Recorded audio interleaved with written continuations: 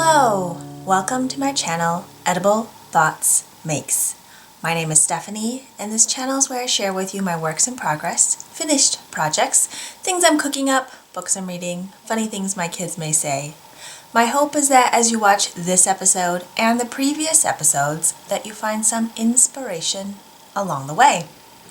This is episode 81, and we are in the beginning of March, year 2021.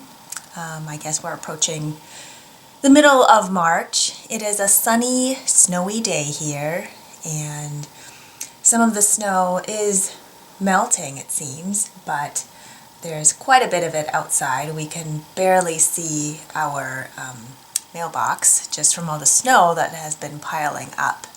But there's a little tease of spring. We had several inches of snow over the weekend, and it's just nice to see the sunshine today. Oh, it has been a heavy 2 weeks or so. I don't even know where to begin. So many feelings. So my heart goes out to everyone that is suffering all over the world. I just don't want to get too into it because I wasn't actually even sure that I was going to record today. I just haven't had the heart to do it, even though I have things to show you. I did feel the need to turn off the news though, and I guess refill my cup in a way to keep going, and I thought maybe some of you needed that little break as well, to refill your cup figuratively, literally, and to keep going.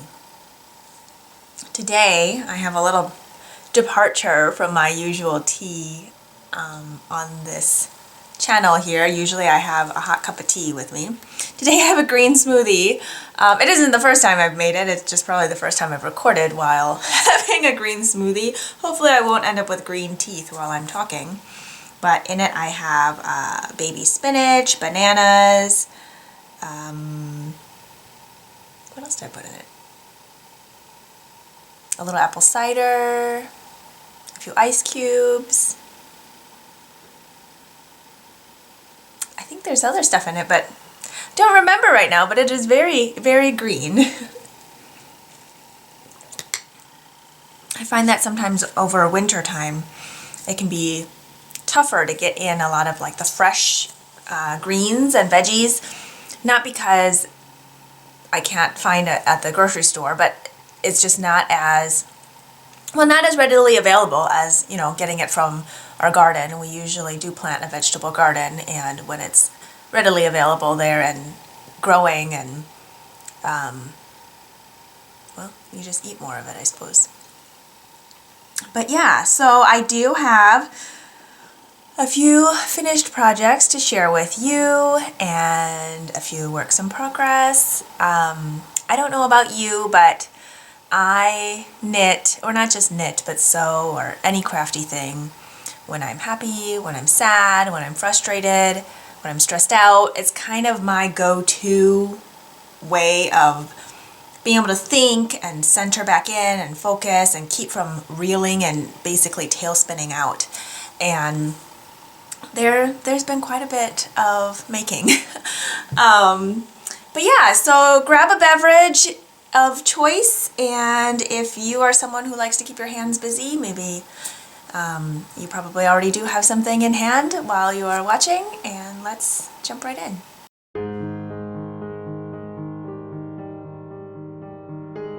The first finished project I like to share with you is the one that I am wearing. I'm going to push this chair back a little bit so maybe I can show it to you better. This is the coloring book raglan.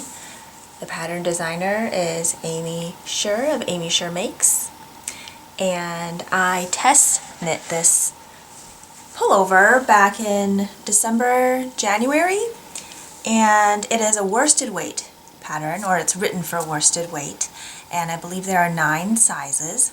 I test knit the size 2, and I was wearing it in my previous video. So in episode 80, that one had more of a taupey gray solid color, and then the stripes were cream along the body. It was cropped, and the sleeves were a little bit past the elbow.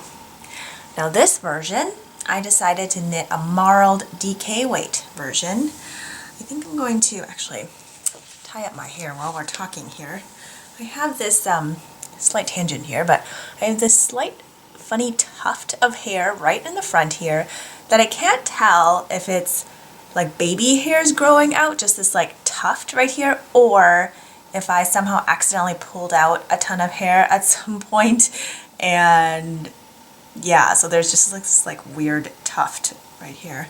Anyway, let me just tie my hair up, and hopefully that tuft of hair won't be too distracting to you or to me. I had mentioned in a previous episode somewhere that it has been, well, now it has been over 2 years since I had my last haircut. The last time I had my haircut, I donated, I can't remember if it was 8 or 10 inches of hair, and I plan on doing that again. Anyway, back to the sweater that I am wearing. So I knit the size 2 again, but I changed my gauge, changed my needle sizes, changed my yarns. The original pattern has a finished chest circumference of 39 inches for the size 2.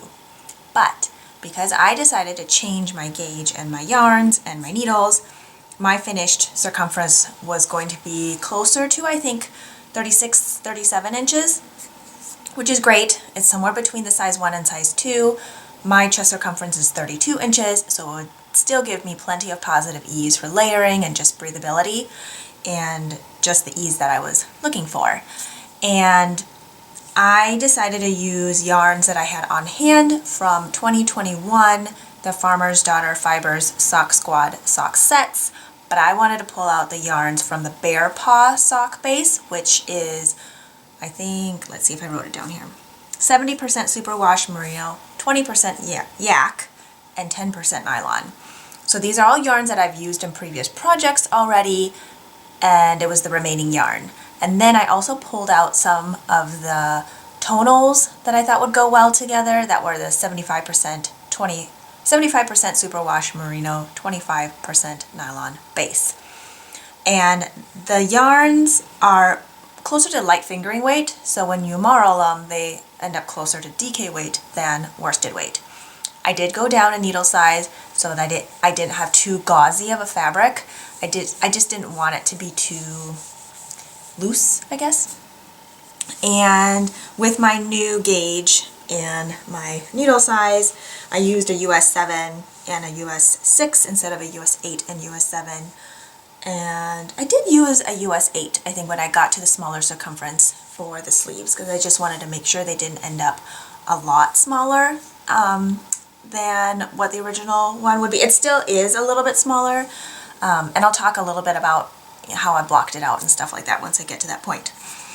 But I did want to share a little bit about, the other changes that I made. So for the neckband here, I did knit it slightly longer. I probably would have gone even longer just for a mock turtleneck look. I kind of just wanted to change it up and do that, no particular reason, but also because I knew using superwash yarns that it tends to be a little heavier or drapier than using a non-superwash yarn like I did in my first version, that if I then knit my neckline a little bit closer in, that even with the weight of the sweater, that it wouldn't end up with a neckline that was too wide. Now, of course, because I didn't knit long sleeves, full-length long sleeves, I don't have that weight pulling down on my neckline as much, which I really like, and I enjoy elbow-length sleeves because I find it very versatile in my wardrobe for layering or even not layering. The first color actually here, it's this kind of rusty brown orange color. That was from February 2022's Sock Squad set. And that's the Bear Paw sock base with the yak, and the colorway was called Indian Paintbrush. And I decided to pair that with this maroon color, which is from, I think, October 2021, called Pucker Up. And that was a 75-25 superwash merino nylon base. But I really wanted to pair these two colors together. I thought they marled beautifully and ended up with this really rich color. And since the top part of a sweater uses the most yardage, just with all the increases before separating the sleeves and the body, I wanted to use yarns that I had a lot of yardage for on this top section to not break it up as much into the different striped or color blocked look. And so I used up the yarns entirely, and that was the plan. And then with some of the minis from the different sock sets, I split them up into how I wanted them to look. And some of these I've used, of course, before too, so I would just knit until they ran out. So some of them have like 5 rounds, some of them have 8, some of them have 12. It just kind of depended on how much yarn I had. So that was a really fun way to use up those yarns. So you can see that the marled section near the top where the maroon ended kind of before this silvery gray color, and then I continued the rust color all the way down. And then once I realized how long I wanted to knit the sweater and about how many yards or grams I used per inch or things like that, I decided to marl in this tealy navy blue. And my transition between the two was to have some knit in with the rust and this tealy navy, and then once the rust ran out, then I could continue with the teal navy. So it ended up having this transition that wasn't as stark between the two different colors, because of course one's warm, one's cool, and I didn't want it to look like, you know, two different sweaters meshed together. And then I continued using some of these yarns. This olivey green color I had up here, but because it was marled with the rust instead of the tealy navy color, it has a totally different look to it. And I just kept going. And then I finished off with this peachy color in the ribbing. And then when it came to the sleeves, I thought, okay, well, I want it to look the same but not the same. So I wanted the two sleeves to be the same, but I didn't want it to necessarily mimic the body completely. So I had this kind of olivey green, and that was the mini to February's yarn, which was the Indian paintbrush rust color. So I kind of continued that one on and made sure I had enough for both sides. So I weighed my yarns before I started using them, so I knew when to stop when it was the halfway point. And then I wanted to bring in this kind of seafoamy green color, which I used a little bit in the body because I knew I wanted to have that connection between the sleeve and the body. And I marled it, you know, with a different color than it was in the body. And then this peachy color came back in that I used on the bottom of the ribbing of the body there. And then I finished off with the teal navy, but I didn't want it to be the exact same as the body ribbing, so it has the silver. And the silver gray color I transitioned over by having it with the peach color here and then into the navy when I finished the peach. So all in all, I used, let's see, how much yarn did I end up using? 361 grams of fingering weight yarn to knit this sweater for myself. I absolutely love it. It is so wearable, so comfortable. It is definitely more of an autumnal vibe, but that's just how I go. So it doesn't exactly kind of fit into this springy vibe, but I love it. And I think this is something that anybody can try doing with yarns they either have on hand or maybe a yarn swap with a friend. If you need certain colors and they need certain colors, you can kind of play around with that. I did want to stick to yarns that were very similar in weight.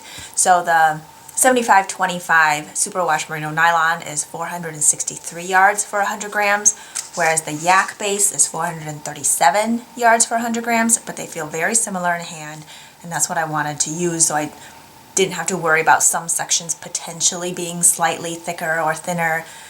For example, if I used, closer to sport weight yarn in some areas or not. So it worked out really well for me, and I did say I was going to mention blocking. So when I blocked, I don't tend to block things super aggressively, but with this one I wanted to really emphasize the wide part.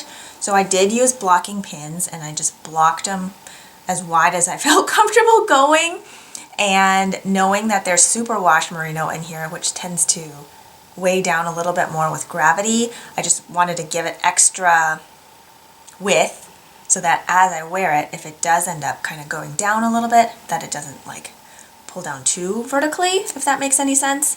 I'm so happy with the result. The amount of ease I have is super comfortable, and I just love how it turned out. So if this is something that piques your interest, I recommend you giving it a try. Amy's pattern is very well written, it's clear, and there are so many different views or options and ways that you can make it really your own.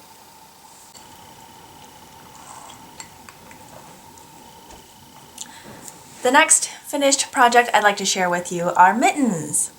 Some of you may be out of mitten weather already, or some of you may be gearing up for mitten weather. My favorite pattern for mittens is by Tin Can Knits. It's the world's simplest mittens. I have knit several of these in, I probably have knit them in all 5 sizes. They come in toddler, child, adult small, medium, and large. The great thing about this pattern, I mean there's lots of great things, but one of the great things is that it comes in numbers for 4 different weights of yarn. So you can knit it in fingering weight, DK weight, worsted weight, or chunky weight. It tells you the needle sizes, the gauge, all of that, which I find super helpful. The world's simplest mittens. I've knit 3 pairs of these in the last, 3 weeks. I only have one to share with you because the kids are wearing the other 2 pairs. And I'm going to show you this pair. Oh, they are so cute. So, all the ones I knit, I held fingering weight double. And I followed the instructions for the DK weight. And one of the pairs I think comes out closer to a worsted weight because I used yarn that was 400 yards for 100 grams, which in my head, the way I think of it is if I'm going to hold it double, then it's like 200 yards for 100 grams, which then is closer to worsted weight than DK weight. But I still use DK weight measurements and the needles because I wanted a denser fabric which keeps out more snow and wind and things like that. And from what my child said, it worked. So she said her hands stayed dry during recess while playing in snow, and that is a winner for me. So with this particular pair, these are for my older child, and I held this yarn here double, and this one is a 437 yards for 100 grams. So this one comes out closer, I think, to DK weight. It is a highly variegated purple, blue, pink, peachy yarn by Nakia of Wild Star Fibers. This is her X Factor colorway, and the fingering weight yarn she calls Supernova Sock is her base. Here is her label. Her yarn is so soft. I've used this in a pair of socks already, and now I've held it double for a pair of mittens, and I have just enough for contrast for another pair of socks. I think there's like 18 grams left, which is perfect for that. We decided to make these kind of fun and have a kind of a dip-dyed look for the thumbs. I don't know if the hot pink is getting blown out here, but the hot pink is like a neon hot pink. I can never get this to capture correctly on camera, but this is called Vice, and it always appears blown out or slightly bluish or purplish on camera. I'm trying to hold it farther back as if that would help, but I don't know if it does. Maybe we'll hold it close up again. But this is dyed by Sarah of Traveling Yarn or Less Traveled Yarn. I actually never know which way it was or is, because it was one and then she kind of changed to the other in her branding, and I remember an email coming out about that maybe last year or 2 years ago, but right now I can't remember if her Instagram handle is the same as her website or her yarn labels or not. I don't really know. But Less Traveled Yarn or Traveling Yarn, you'll be able to find her. And that yarn is a 75% superwash merino, 25% nylon, so 463 yards for 100 grams.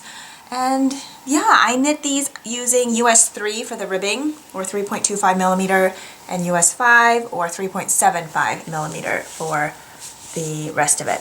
So it's a nice, denser fabric. I knit the cuffs slightly longer than what it says in the pattern because I don't know about you, but I really don't like snow going up my jacket sleeve, and neither do my kids. And with more commercial mittens that are more waterproof, they tend to be really bulky around the wrist, which makes it really annoying if your kid's trying to like get them in their jacket or over their jacket, or anyway, it can kind of be an ordeal. So I wanted to knit cuffs that were slightly longer, not too long so that it gets annoying in there, but long enough that if a little snow gets in under the jacket sleeve, that it's not going to be a big issue. So they can put these on themselves, slide them on underneath their jackets, and everything's good. So yeah, I ended up making 3 pairs of these, and each one only used anywhere from like 50 to, I don't think I used up to 60 grams, but 50 to 60 grams of fingering weight yarn. So I highly recommend giving these a try. For my younger child, she's 5, I knit also the child size, I just knit the finger part slightly shorter. I think it says to knit up to 3 inches, and I think for hers I did 2, but for my older daughter I did 3 inches. The decrease section only gives you maybe like ½ an inch, so I would say knit all the way until you're like it's pretty much at the top of their fingers, and then knit in your decrease rounds. So yeah, these are those mittens.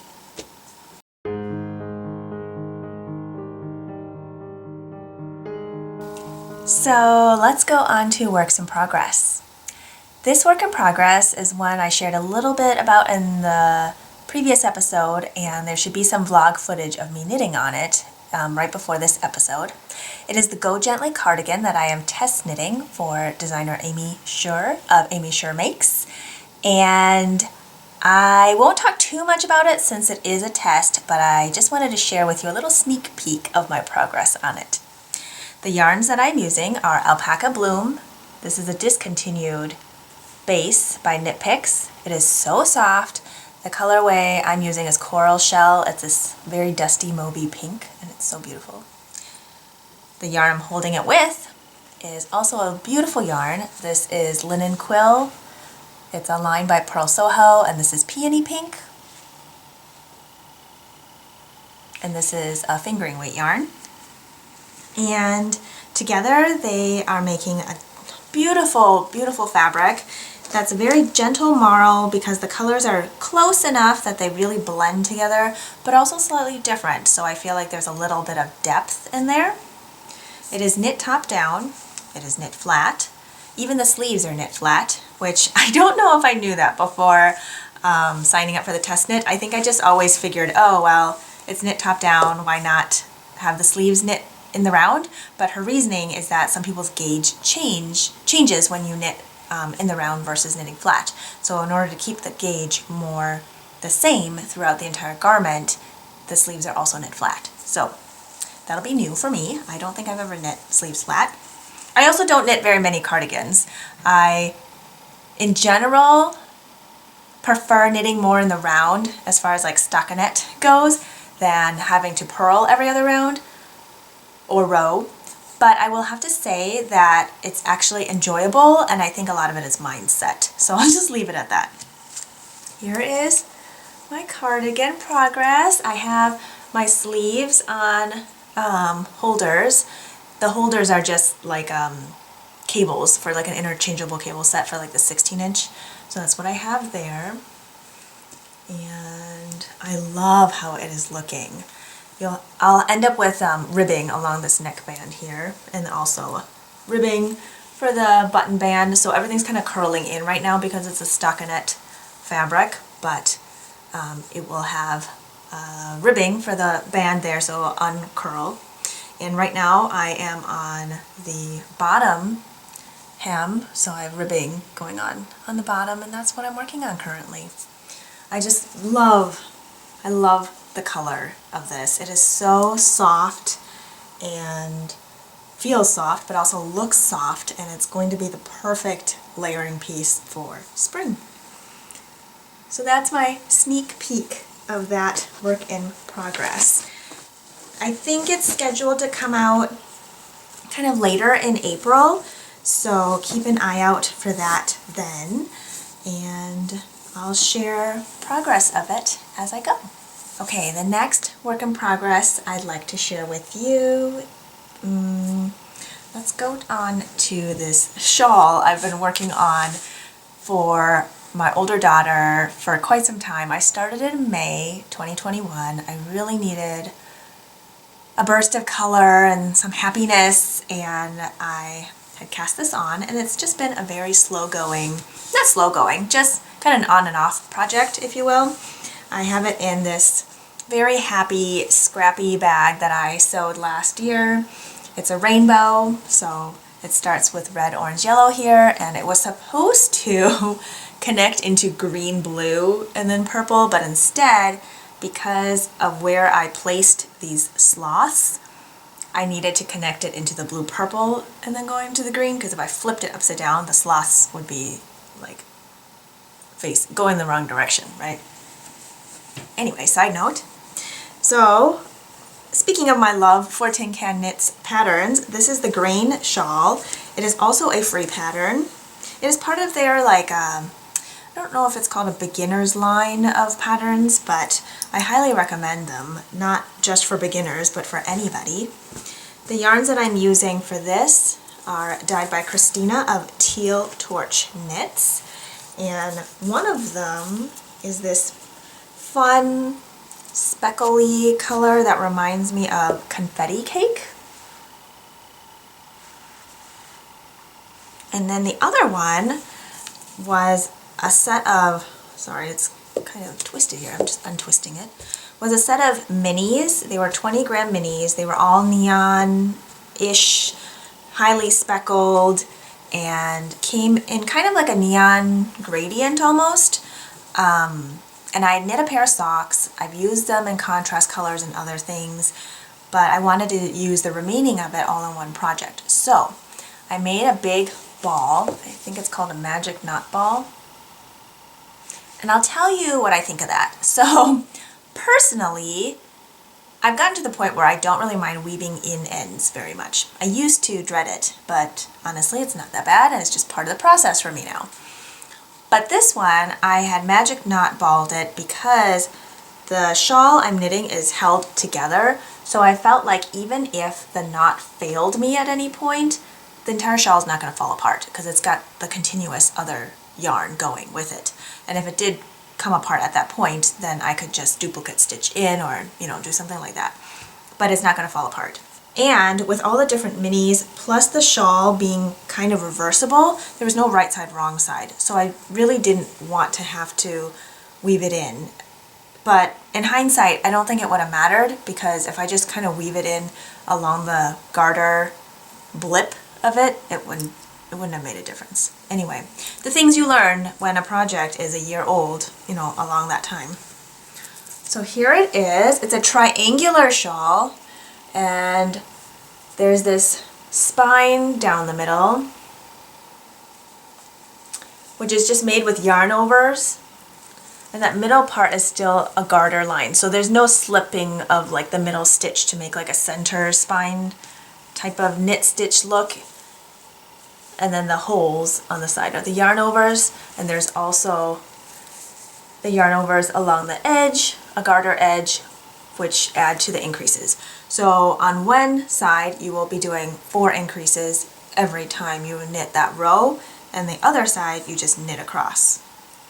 So I don't think my cable's large enough to show you the entire thing, but I started down here in the pinks, then it went into the purple, and then into this tealy color, and then yellow, and then peachiness. And I think we're down to the last mini, if not the last 2, because I think there's less than 20 grams left in this ball, which at that point I will be done. So if I don't have enough to bind off with this mini ball, then I will just make sure I bind off, pulling from the center and the outside of this confetti, I want to say confetti cake. Yeah, with this confetti cake yarn.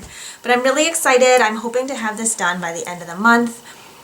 My daughter, she wears stuff that I make every single day. It's always socks, and then sometimes well, right now, while it's cold, it's also a hat, it's also mittens or fingerless mitts, sometimes another shawl, sometimes a sweater. She is just part of her wardrobe and stuff that she likes, and it makes me happy and makes her happy and keeps her warm. So I'm hoping to finish this by the end of the month, and that will be a beautiful, I think, springy accessory. And honestly, here, when we're not in a heat wave in the summer, wool type of items, especially the lighter weight ones, can be basically worn year-round.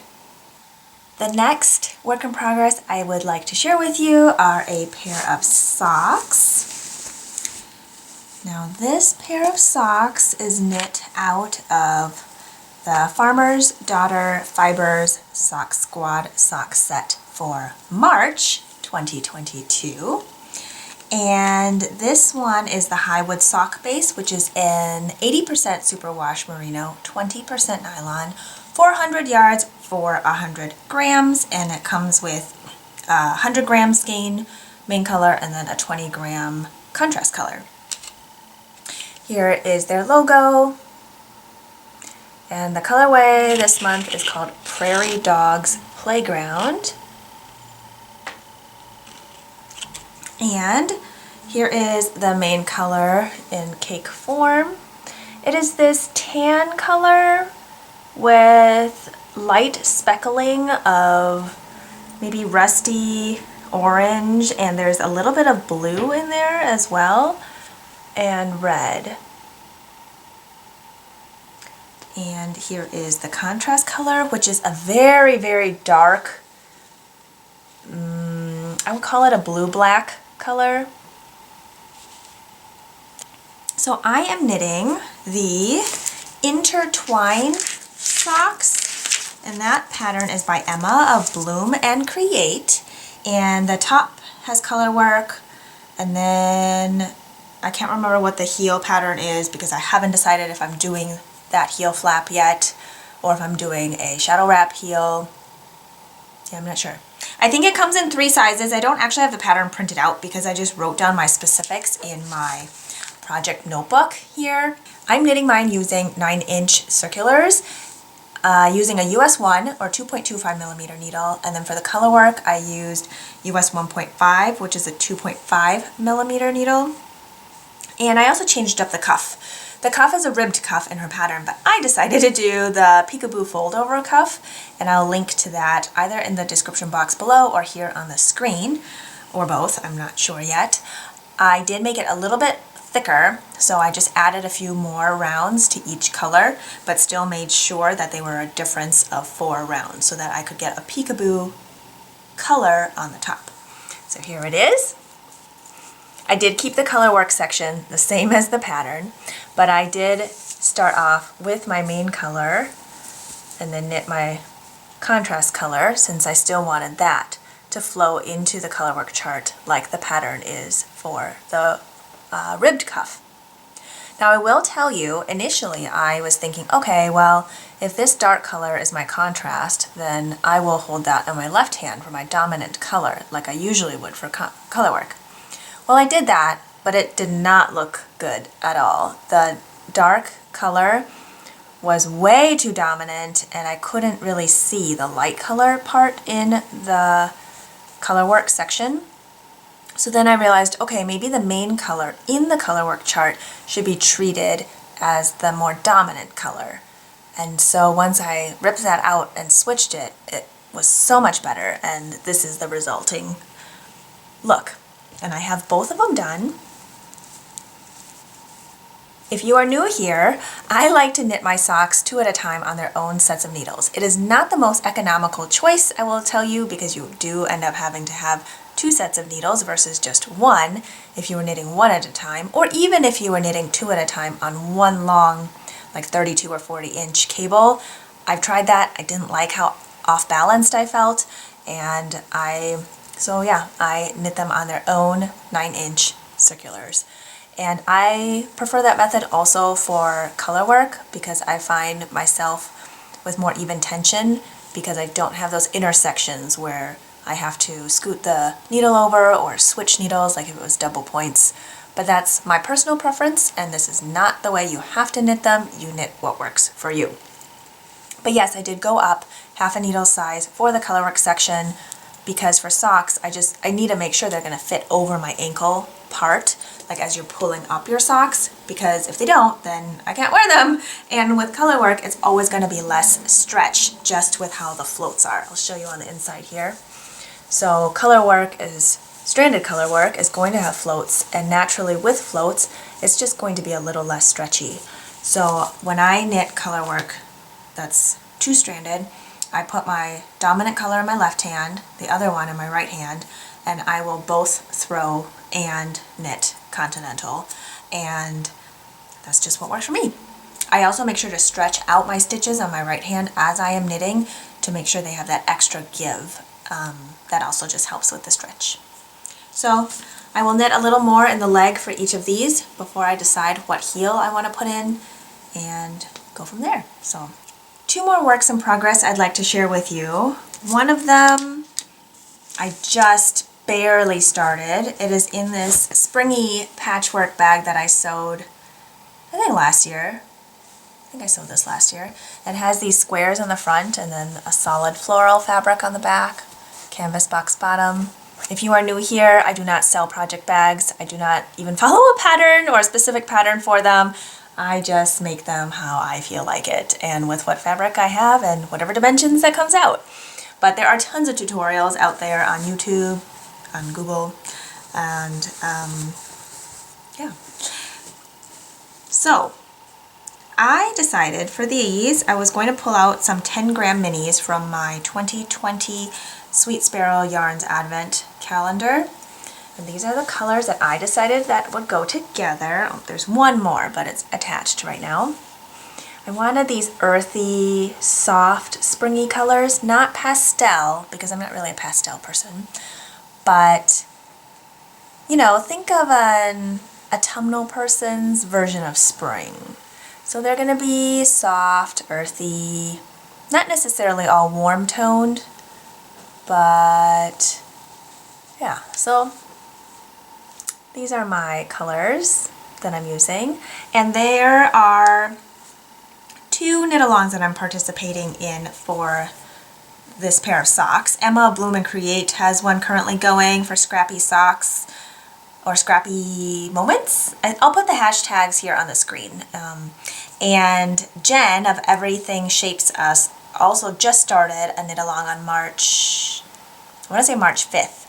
For scrappy socks, and all of the details for their knit-alongs are found on their Instagram accounts. I believe Emma's needed to use 4 or more colors and Jen's uses 6 or more colors. I have 7, so I'm good.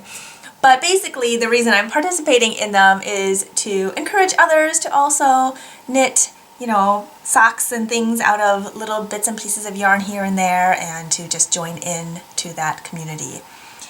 The yarn that I have cast on with is this beautiful soft rose gold with gold stellina.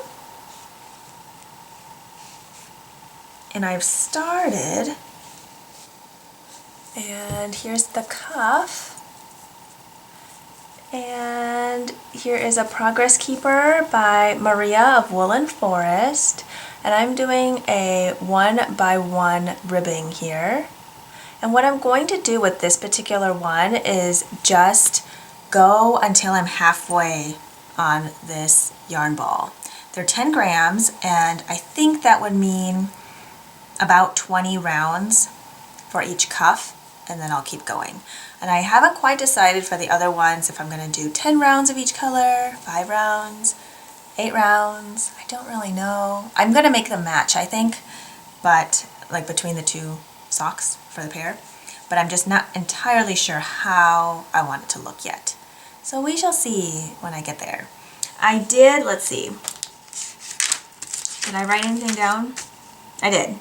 I did cast on 60 stitches, so a lot of times I'll cast on 56 or 60 stitches. I have a foot circumference of 8 inches, and either of those work for me. Sometimes it just depends on the yarn. If it is a lighter fingering weight yarn, I'll go with 60 stitches. If it's a heavier fingering weight yarn, I'll go with 56 stitches. Sometimes it just depends on my mood, and sometimes it depends on the pattern because of how it divides up for the number of stitches, but either of those usually work for me. So stay tuned on these socks. We will see where they go. Okay, we are on to the last project. This is the half and half triangles wrap by Pearl Soho. If you have been following me for a while, you will know that I have made multiple of these. I am not somebody that shies away from making a project more than once. As you can tell from this sweater here is my second one of this pattern. But yeah, so if I like it, I'll make it again. I feel like there are so many different ways to make things in color, in yarn, in style, that there's no problem with, at least for me, with making something more than once. So this half and half triangles wrap, I am using Pearl Soho's linen quill. Here's the tag. It is 50%, oops, let's see, let's find one that doesn't have a bunch of writing on it. 50% fine Highland wool, 35% alpaca, 15% linen. It is not superwash. It is 439 yards for 100 grams. The colorways I am using are honey pink, and I never know how to describe this color other than it is beautiful. It is this beigey,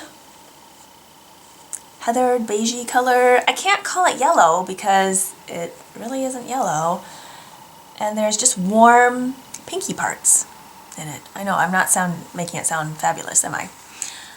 But this color I have paired with it is turmeric yellow, which is this beautiful golden warm yellow. Oh, I love it so much. And I am at a milestone in this project. Now, anybody who has made this knows that that halfway point is a very exciting milestone because you've been knitting with one color this whole time, and now you are joining in your second color. This project is all garter, and it is very cleverly knit using short rows, so you'll have this one big triangle and then you don't seam anything, but then once you're at the halfway point at the big diagonal, you join in your second color. Okay, so here we are. Here's this first color done. I'm trying to be careful that I don't drop any stitches here because that would be annoying. But the first color, so the first triangle in honey pink is done. I cast on 230 stitches, which is right between their small and large size. I wanted to knit it using 2 skeins of each color instead of the 3 skeins called for and the large that doesn't use up all of the third skein. So I went with something in the middle, and at my gauge it works. So this is what I am at. I've joined in my turmeric yellow. I just did it, so you'll see one row there. 1, 2 rows? 2 rows. 2 rows there. And that itty bitty cute little triangle is just starting up again. This Progress Keeper is also by Maria of Woolen Forest, same with the stitch marker. I really love this transition point where that little triangle starts growing again. I just find it so exciting. And I'm really glad that I have transitioned into this beautiful warm yellow because as the temperatures warm up, it just feels like sunshine. And oh, I didn't even say, this version I've called Golden Hour, so it's very appropriately named and color assigned for that. So yeah, that's where I'm at with this, and I will continue to share progress of it as I go. I'm kind of hoping that it'll be done by May 1st. I don't know, we'll see. There's really no reason to have a very set deadline other than I want to wear it and I want to use it, and yeah, but this is one of those projects that's always there for me as I need it, and I really enjoy knitting on it whenever I can. So I think that is it for today. Sometimes I have an eats and reads section at the end, but I had so many projects to share with you that I talked myself out, and I think I'm done. But in the vlog in the beginning, I would have shown you some of the things that I've baked recently, and I will make sure to link to the cookbooks of any of them that I can share down below. They don't necessarily always have like a website or digital, what do you call it, digital link recipe? Why can't I think of the word? internet accessible recipe to them, because sometimes they're just from cookbooks, and so I'll list the cookbooks in the description box below. All right, good timing. Finished up my smoothie here. So yeah, I hope you are doing okay and staying safe and being well. I hope you are healthy and finding ways to take care of yourself and your loved ones. So with that, cheers to being creative, and I'll talk to you next time. Take care.